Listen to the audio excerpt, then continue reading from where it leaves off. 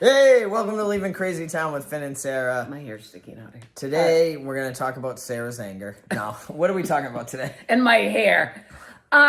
We are going to talk about hidden anger. Okay, so this is the thing. It's really important, and the reason I'm bringing it up, of course, is because recently I had this experience where I was wondering, I thought, am I a little irritable, restless, and discontent? And I thought, maybe I'm angry about something. My issue is I'm not someone that sometimes knows I've copped some resentments or gotten angry, except for the Mel Robbins thing. Well, I think that was a rage. I think a lot of people do that. So what we're going to, I'm going to get a little bit more specific. Okay. We're going to talk about 3 ways each of us deals with, like, when we have hidden anger, unconsciously. How it comes out unconsciously. But I would say that was probably the issue that I had, and I talk about it a lot when I share at meetings. Yes. Was I used to respond to my anger explosively. Right. So much that when I'm no longer an explosive person, like, because I have a spiritual program and things don't bother me as much as they used to, or they're not like that, Right. that I don't even know that I've copped resentments. Right, exactly. That's why, my old sponsor always said, just sit down and write every week, because I'm always, there's never not a resentment that comes out of me. Right, I know. There always is, but I don't know that I'm upset about stuff until it's coming out. And this is but then there's the other ones, right, that I write resentments about over and over and over again, and they keep coming back. Because something else is percolating. Because someone else is wrong. All right, so this is super, super important if you want a peaceful life and a grounded life and a happy life, is really trying to practice the skill of identifying what are your ways that kind of disguise your anger and are a sign of, oh, I might be angry and I might need to process some resentment and some anger. So that's what we're going to give examples of. 3 each. Each of ways. So if you want to take a minute to try to write yours down, or if you recognize any of ours, that's fine too. Exactly. So one sign of hidden anger is when I start napping a lot. Now, I could be tired, because that does happen, because I love naps. But if I'm exhausted a lot, and the energy of anger definitely shows up for some people as exhaustion and fatigue and wanting to sleep a lot. I have that same one. Yes. One of my 3 was fatigue. Yes, fatigue is big. It's also / avoidance. Yes. So that's why I get like that. I'm like, I can't deal. I got to take a nap. But hidden anger does take a lot out of you. It does, because you don't know what's happening. And you're working to not experience it, I think. Yes, exactly. And you're coping and you don't even know you're coping. It's like your system is almost protecting you, but it is an avoidance. So if you find yourself, again, there's lots of reasons for fatigue, but one exercise would be to ask yourself, geez, have I gotten upset about anything? It happened with a client once where she was having a bunch of symptoms. And when we started talking about it, she backed it up like 3 weeks before when her husband had done this thing. And she hadn't connected it, but literally it was a direct connection. And sometimes the reason why we end up with hidden anger is we know initially something upset us. Yes. Like for me, I should talk about me. So good. Something will happen and I'll get upset and I'll be like, oh, you shouldn't be upset about that. Yes. And I move on. Yes. But I was. Yes. It doesn't matter whether I should or not, I was. Yes. And if I ignore it 3 weeks later, so good. I could be in the nap state. In the coma. I know. If the naps starting to get like 3 hours long, it's usually a good sign. Okay, go ahead, bud. What's one of yours? Another one for me is I start trying to control everybody around me and everything. So I get very controlling. Yes. Yes. It's also a fear thing for me. So fear, and usually my anger is a result of fear. What I've always traced my anger back to, it starts at fear. Yes. And it seems like anger, like somebody cuts me off on the road and I'll just be mad, but really I got afraid. Yes. So for me, I start controlling. Yes. I want to manage everything in my environment, everyone around me, and if it doesn't go according to plan, I start getting a little agitated. Yes. Yes. I just thought of that's a great one. I just thought of another one that is not me, but that I see in people a lot is sarcasm. So some people that have, and I'm not talking about being joking about stuff, like we have a great sense of humor, but if somebody always has to comment on someone else about, and then say, oh, I'm only kidding, and you've had people in your life, and a lot of us like who are in recovery and stuff can be super sensitive to that because we grew up with it.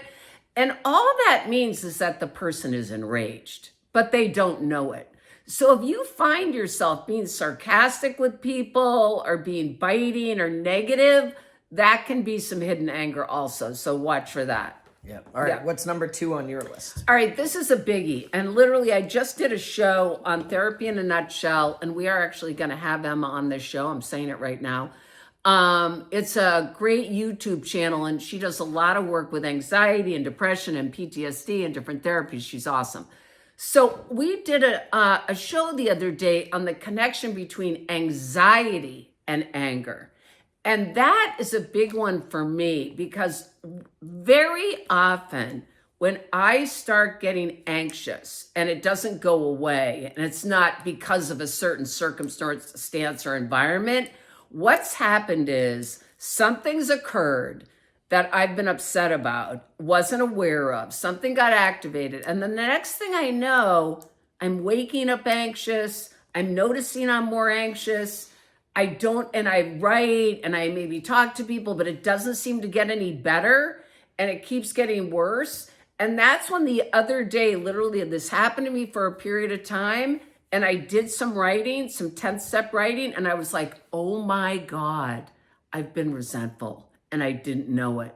So that's huge for people. And I often say it about women because for a lot of women, anxiety might feel safer than being enraged. And so a lot of women who kind of repress their anger become anxious. And there's also, I had tons of examples on the show about women who have panic attacks. And really they started after a really big wound where they got enraged. So it's something to think about, you guys. Are you anxious? Do you have panic? Is there an anger connection there? So that was my other one. All right. Well, what's number 3 on your list? I thought you don't have another one? Yeah, but we did you and then me and then me and then you. Oh, and now me. Oh, all right. The other thing is my I like last to control one. things. Okay, I'm like, wow. I thought it was his turn. Another sign is just escapism, like in a number of ways. Like I'm eating ice cream every night. Netflix, binge watching shows. Like really when this is happening, like it's fine to do that stuff, but it's when I literally can't sit still with myself. Like I'm just needing distractions because I can't it's that anxiety thing. Like I literally can't stop. So any type of distraction, whether it's overeating, addiction, shopping, binge watching is usually a big one. I've been yawning a lot during this. It's not because I'm enraged. It's because it's the time of day. I like when we record in the morning, but we couldn't do that today. My third one was nitpicking about the smallest things. So could be similar to the joking and then saying I'm only kidding, or being biting. Like if I'm upset, I will start noticing every little annoying thing around me by other people. Yes. And if I'm upset with you and I haven't shared it yet or I'm not even realizing it, then all of a sudden all of your behaviors are going to be very annoying to me. And I will not just keep them to myself. Yes. I will be like, why'd you do that? Why'd you do this? Why'd you do that? Why aren't you doing this? Why aren't you doing that? Oh, God, it's disgusting.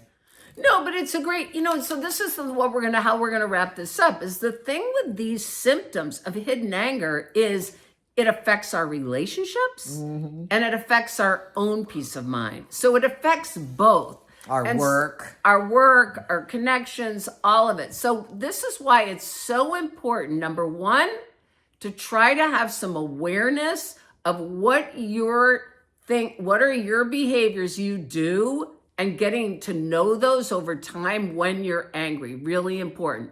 The other thing is having willingness. Can you be willing to look at this stuff and figure out other ways to deal with your anger? There are tons of other ways to deal with anger, and we can talk about that endlessly. We have a few episodes. But awareness, willingness, think of what helps you with your anger. How do you get your anger out? Do you write about it? Do you journal about it? Do you do 10 steps? Do you exercise? Do you look at like what underlying fears are there? Is there sadness there? We always talk about what's underneath the anger. Is there sadness? Is there a wound? Is there fear? Is there powerlessness? So really just trying to get the awareness is the first step. Yeah. And the way to become aware is like we notice our behaviors, Yes. right? And then we say, oh, maybe I'm angry. Yes. And then we can write it out or look at it depending Yes. on what your method is. Yeah. Yeah. Take some action steps and take care of yourself. Don't be angry. Of course. Unless you're angry. Then be angry. It's okay to experience it. It's just not okay to take it out on everybody else. Yeah. I mean, these that's hidden the thing. things are the way it comes out against everybody else too, you know? Yes. And I think I mentioned this. I might have mentioned this before. I met someone recently, a guy who was just very repressed, very angry. And he had this belief from being in AA that it wasn't okay to be angry. Because there's some saying around anger leads to... That's what happened to me, though. Right. That's why I ended up writing a second That's time. right. Because I was like, what's wrong with me? Why am I mad? That's right. Feelings are feelings. Feelings are feelings. You can have your feelings. We're trying not to repress them. We're trying not to act out. But having them and moving them through your system is the answer. All right. We're leaving. Oh, Fasten please. your seatbelt. Let's leave the anger.